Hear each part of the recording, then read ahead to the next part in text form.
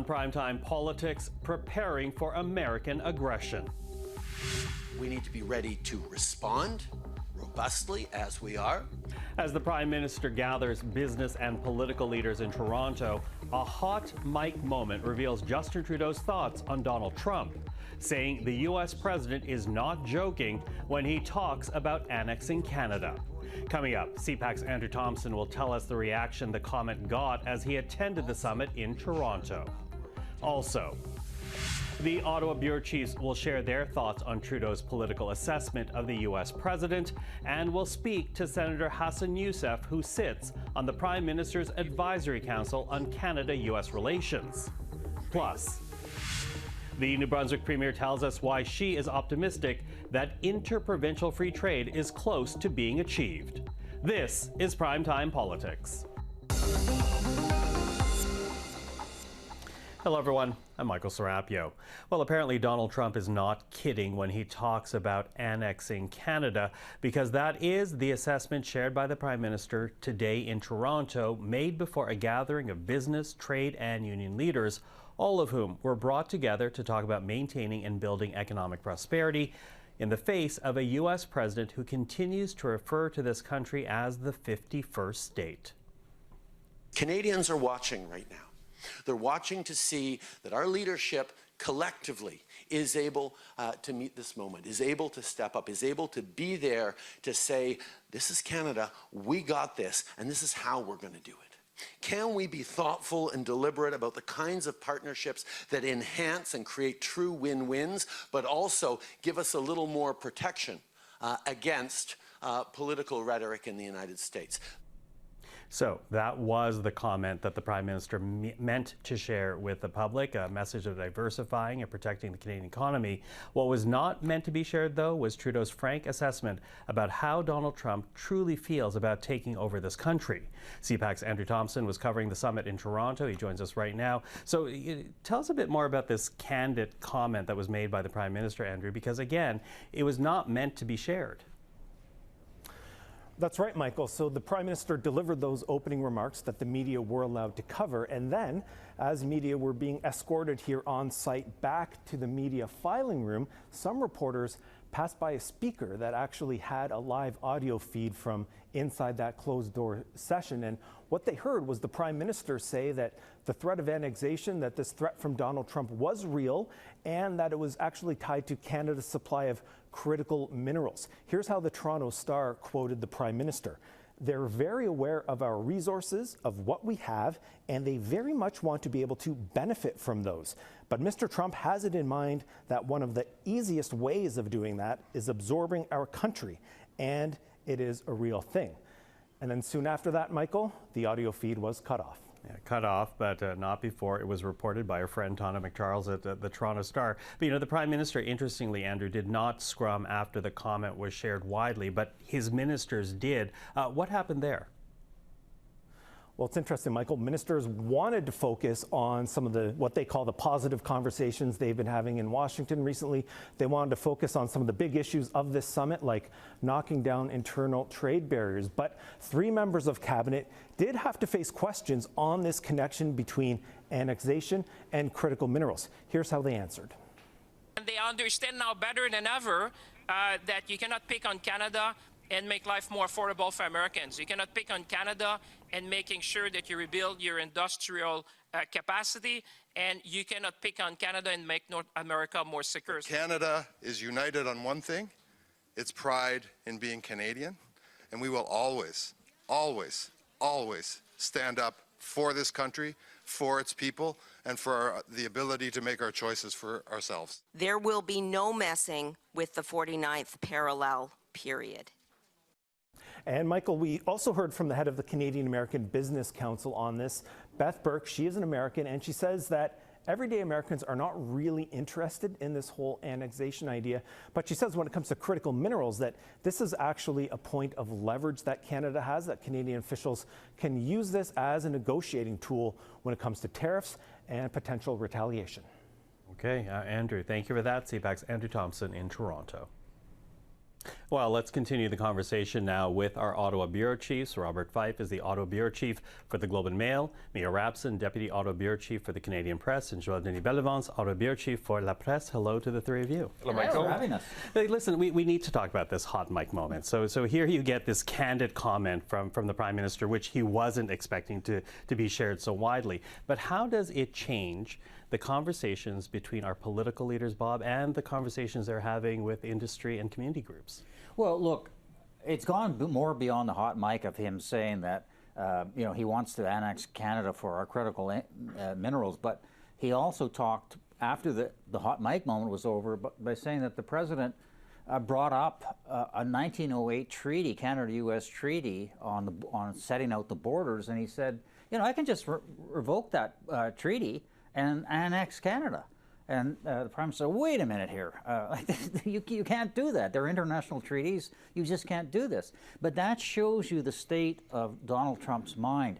And the other issue with this is who's telling him this? Because Canadian officials went back to the Americans who they thought had helped organize this meeting, and they said, what is going on with this 1908 treaty and this critical mineral stuff? Well, we don't know. So they think it's Steve Bannon or Stephen Miller or somebody else from the far right that are feeding him this sort of stuff.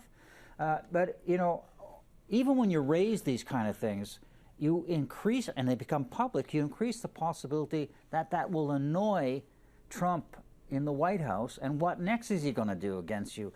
We really just want to kind of calm everything down and let him move on to some other shiny object. Yeah, although it's hard to ignore this hot mic moment, because this is obviously it takes here's the summit happening in Toronto. This idea that I think people were in this part of the world were trying to comfort themselves by saying, oh, it's a joke, you can ignore it. But when the Prime Minister says that Donald Trump takes the idea of annexing Canada very seriously, how does it change the conversation, Mia?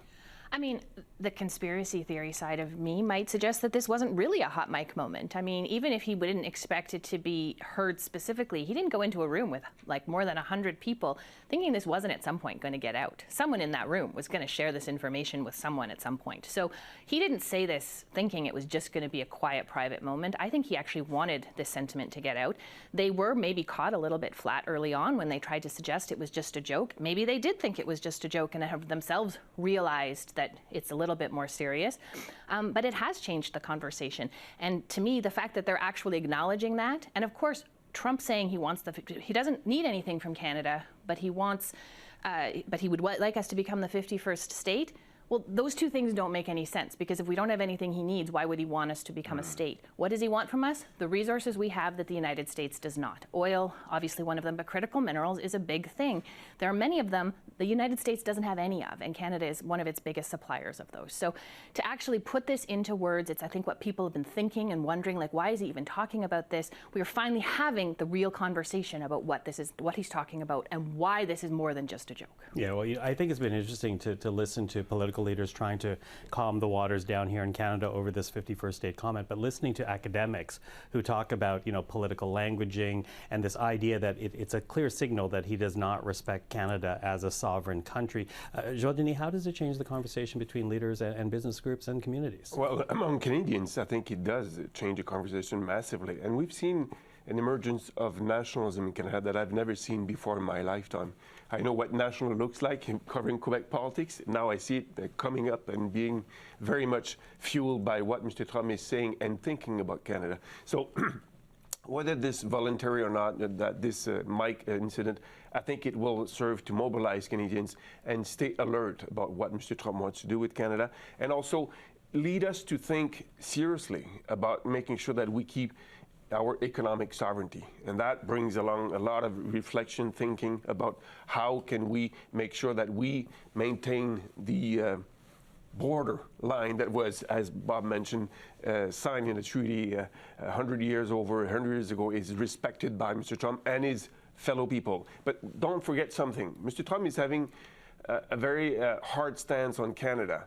And he's got followers in the United States who will maybe pick up his message again. So it's a dangerous slope for the United States and for us as well. So we need to keep mobilizing, I think, the Canadian population, and that's one way to do it, for Mr. Trudeau to do it.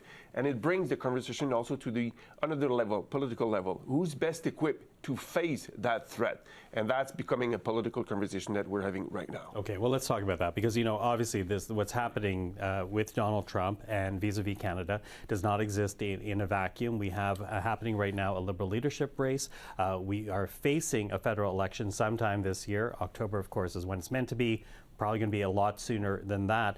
How does Donald Trump and what has transpired really in about 2.5 weeks of his presidency, how has that affected the ballot question for Liberal leadership and for any eventual federal vote? You know, look, we all thought the ballot question was going to be the carbon tax and cost of living.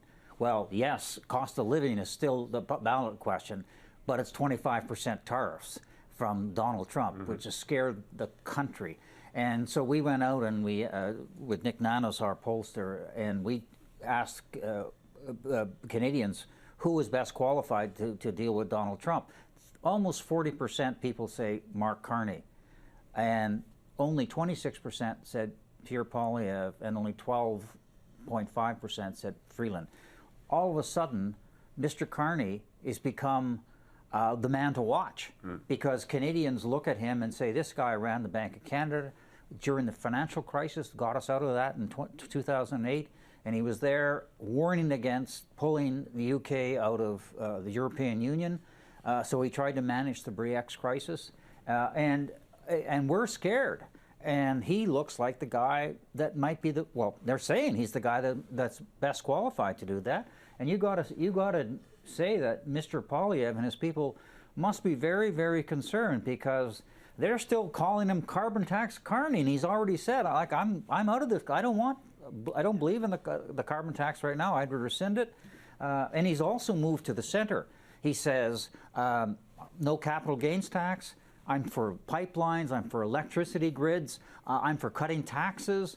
I mean, this is not the Pierre Elliott Trudeau party. That's the party of Jean Chrétien. Yeah, well, it's interesting, because we certainly have been hearing comments around Carney even before the polling, quite the numbers. But how does it change the ballot question from what you're seeing, Mia? Well, the ballot box question was already potentially changing just from Prime Minister Justin Trudeau stepping aside, because this was also going to be a referendum on his leadership and his prime ministership. He took himself out of the running for that, or his party forced him to anyway. And then you have the leadership candidates who all, within first 10 days or so of the leadership campaign, essentially took the carbon tax off of the table. For the Conservatives, it's difficult because they've been spending their entire preparation for 2 years preparing to campaign against two things, Justin Trudeau and the carbon tax. So you see them sort of struggling a little bit right now to pivot. You're seeing them trying to also gain a foothold, because in a matter of a sort of a national crisis, if we want to call it that, against an international partner or someone like Donald Trump, it is actually the government and the governing party that people are looking to. And so Pierre Poilievre, sort of off to the side, is struggling to sort of find his way into that conversation. And all Canadians want to know right now is how we are going to deal with Donald Trump and how we're going to prevent these kinds of tariffs, or at least get them off the table if they do ever actually materialize. And the Conservatives haven't found a way into that conversation as much as they'd like to right now. Joël-Denis? Well, Mr. Poilievre has not adjusted his discourse, public discourse, on the new evolving situation brought about by Mr. Trump and his attack on Canada. So he needs to adjust that. Just saying that carbon tax Carney is like Justin Trudeau will not cut it. So we're still waiting for him to adjust. Meanwhile, Mr. Carney is adjusting, resetting the Liberal Party, as Bob mentioned, bringing it to the center right, talking about military spending, yes, but also balanced budget. All those bread and butter issues that is, usually a strong element for the Conservative Party. So he's moving back to where traditionally the Liberal Party has been successful, to the center. And as Bob said, Jean Chrétien would be very happy, because the Liberal Party will be flying with both wings with Mr. Carney.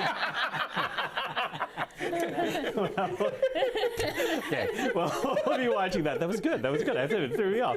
Okay, but before we're done, because of this tariff threat from Donald Trump, we're talking about greater diversification for the Canadian economy, and all of a sudden we're revisiting, it seems, the discussion around two pipelines that were put to bed, Northern Gateway and Energy East. I'll ask you, Joël-Denis, because Energy East essentially did not move forward because of opposition in Quebec. Where does that stand right now? Is this conversation? Is it a potential unity divider, or is this something that Quebecers can rally behind right now? I think my sense is that Quebecers can rally around that. We've seen the comments made by the Premier of Quebec, François Legault, evolving very much in a few days because of the threat from Donald Trump. And if Mr. Trump goes ahead with the tariffs, there will be a massive movement, I think, to try to, as I mentioned earlier, secure our economic sovereignty. And that is a bread and butter issues, and people will understand that we need to do our own things, make sure that we secure our energy, and we can find other markets, and that's going to be a critical element of the debate. But companies are not going to come in and build these pipelines unless the governments provide financing for this, because they've been screwed the last time and they won't do it again. These things cost billions of dollars and they take many years, and you get halfway through and the government changes and they pull the plug on it. That's not going to happen. So we are going to have to put up the money to have these pipelines built. We should have had them built 10 years ago. We need them built now. Yep. Okay, well, we continue to follow the discussion. Bob, Mia, JD, thank you for that. I appreciate the time. Thank you. Thank you. Thank you. Well, let's get back to the Prime Minister's Summit in Toronto. Senator Hassan Yussuff was there, a former president of the Canadian Labour Congress, now in addition to the Senate, a member of the Prime Minister's Council on Canada-U.S. Relations. Senator Yussuff, thank you for joining us. Thank you so much for having me. Listen, I need to start with that comment we heard from the Prime Minister. And I know it was not meant to be shared widely, but we did get his assessment of Donald Trump, that this idea that Trump is very much sincere in his desire to annex Canada. I know you have U.S. contacts. What do you make of that assessment? Does that surprise you in any way? Well, I think what surprised me is the President does not understand our resolve as Canadians. We believe in our country. We are, of course, dedicated to ensure it remains sovereign and free from foreign influence and foreign interference. And I think what the President has said is giving Canadians, regardless of where they come from across this country, reason to wake up and say, not on our watch and not ever this is going to happen, where we'll become part of the United States. Now, one of the responses, of course, to all of this is this coming together of Canadian leaders, revisiting, refocusing on tearing down inter-provincial trade barriers.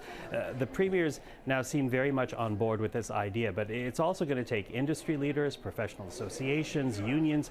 As a former union leader from your contacts, are those parties ready to jump on board with this discussion and bring down barriers? I think for the first time in history in my lifetime, what I'm seeing and hearing from those who are here, but also people I'm talking to, there is a national consensus that I think is developed as a result of the threat from the United States, that once and for all, let's break down these interprovincial trade barriers. Let's have freer trade within our country, but at the same time recognizing the strength of this country. Why is it that somebody could be trained in Ontario, but yet, of course, their credential may not be recognized in other parts of the country when that country is suffering from labor shortages? I think there's a general consensus that we can do this, but equally, we need to ensure our provincial leaders are paying attention to this and, of course, move with some haste to make sure this happens as soon as possible. I think this is the first time I've seen this degree of consensus across the country from all sectors of society, including labor, business, and of course professional organization, recognizing, of course, that we need to do this. It is equal to recognize, maybe we wouldn't get it all done within 30 days, but I think there's a substantive momentum that's building that we need to exploit and take advantage of. So not 30 days, but do you think in 6 months, in a year? Because if these tariffs come down, the impact will be immediate. Well, I hope it's less than 6 months. I think there's a consensus now. If we see that consensus, we can achieve much. Of course, our premiers are saying all the right thing. I hope many of the folks that were here today go back and, of course, tell their premiers in a very direct way. We want to see this happen, as it will amplify by the Prime Minister, of course, and others across the country that said, hey, folks, this is a moment where we can actually make this country stronger, but at the same time will be for the long-term interests of Canada and its independence in terms of its economy away from the United States. Now, I was reading a comment you made earlier, that this idea that not all Canadians appreciate just how profound an impact these tariffs will be if they happen. So I'm wondering, in this moment, as this message is being sent out for Canadians to come together, for industry to come together, and leaders to come together, what is your message to Canadians about how profound an impact these tariffs will be and what Canadians need to do in response? Well, the first thing we can do, of course, recognize we did not create this crisis that we're dealing with in the United States. The President of the United States has decided unilaterally he's going to wage economic war against our country. And what we have to do, regardless of what your political affiliation or where you may live in this country, we all have to stand up for the greater good of this country. If we can have that purpose of unity, I think we'll get along with it. But equally, I think our national governments, our provincial government, and territorial governments are going to have to work with each other to support industry and workers and others who are going to be struggling should those tariffs be implemented by the President of the United States. It's going to have a profound impact on the economy, as it will have a profound impact on the people who go to work every day across this country trying to make this country a better place. And the support that we're going to have to lever to help people get through this crisis is going to take a lot of all of us working together, the federal government and the provinces, the territory working together. But equally, what we have to remind ourselves, never again should we get into this position where we're vulnerable to one country's desire and wishes to try to damage our economy in such a profound way. I think Canadians from across this country have a moment here where they can actually put aside their difference and say, hey, let's break down inter-provincial barriers, but at the same time, let's diversify our trade across the world that can, of course, make our country more resilient. We've got the things that the rest of the world want, but at the same time, let's ensure we're not simply going to go back. We're totally dependent on the United States for our economic survival. Senator Yussuff, always appreciate the conversation. Thank you for this. Thanks, my friend, for having me on. Now, as I said earlier, the Premier seemed very much on board now with moving quickly to dropping trade barriers within the country. It's a matter I talked with the New Brunswick Premier yesterday as we discussed the impact the tariff threat is already having on her province. Here now is my conversation with Premier Susan Holt. So here we are, days into this 30-day pause when it comes to those Donald Trump tariff threats. You know, the dollar has bounced back, markets have bounced back. I wonder if businesses in New Brunswick are bouncing back to normal, or are they still bracing for 25% tariffs to come down the pipes? Oh, I think everyone here is still braced. A 30-day reprieve really will go by in the blink of an eye. And so until we can be reassured that our tariffs are off the table and won't be placed on the Canadian economy, then I think our businesses will remain braced and really pausing any major investments or initiatives at this time. Yeah, pausing investments. What does that mean for you as a government as you try to figure out what the fiscal outlook looks like and what your province will need in the months ahead? How difficult is this pause for you? Oh, it's exceptionally challenging. We are literally in budget building process right now, and the economic forecast for the fiscal year ahead, well, it changed a lot on Monday and on Tuesday and on Wednesday of this week, and that kind of volatility makes it really difficult to plan what we can expect to see for our province's GDP. But we know that the threat of tariffs has had a real chilling effect on businesses because the uncertainty of their environment they're going to operate in the U.S. means that they have paused major investments and have paused hiring. And so that's hurting us right now. And that's why we're doing everything we can to work with our friends and neighbors in the U.S. to demonstrate how integrated our economies are, how much we rely on each other and buy and sell from each other in the hopes that we will be able to convince the administration to remove the tariffs. So hard to predict what's going to come down the pipes. And we've already heard musings of perhaps Ottawa stepping in and supporting businesses and individuals if these punishing tariffs actually come through. I'm wondering, you, Premier, as someone who sat around the table with the Prime Minister and the federal officials, what type of assurances have you gotten, signals that you've gotten that there will be financial support for people who experience hardships because of tariffs in your province? We did get those assurances from Minister LeBlanc, who joined one of our first ministers' meetings last week, I think it was, to lay out what the government was thinking in terms of support, modifications to EI, access to credit for businesses. We talked about labor market development agreements could be retooled to help people. And so we've asked the government to make sure that those are ready, fully ready to be deployed really quickly, should they be needed in March. And we're doing the same on our end here in New Brunswick, looking at the tools that we have to help provide support to workers and to entrepreneurs who will find their businesses really challenged by these tariffs. There have also been meetings around inter-provincial trade, of course, taking a greater importance now with these tariffs. We're in the midst of a 30-day pause. How much can actually be achieved in terms of freeing up internal trade borders before these tariffs are supposed to happen in the first week of March? Well, where there's a will, there's a way. And I think there's never been more willingness among premiers and provinces to really make some big moves on internal trade. So I'm optimistic that we're going to be able to cover ground like you haven't seen before in terms of mutual recognition on the labor mobility side, harmonizing regulations for trucking and transportation, really cutting our exemptions down at the provincial level so that we can all really have the most open and free environment to trade in Canada with each other than ever before. So I've heard a lot of support and ambition from premiers on this, and so this might be a great time to strike while the iron is hot in these next 30 days and help make it easier for us to do business with ourselves. Support from the premiers, but so often it has to do with professional organizations and certifications. From what you're hearing from your colleagues, are those bodies within provinces also expressing a willingness right now? Well, I think they're getting wind that this is something that we're ready to push and do, and I hope they'll be on board, because in the face of what the U.S. is proposing, we need to do everything we can to make Canada an easy place to do business and take away the artificial barriers that cost our economy.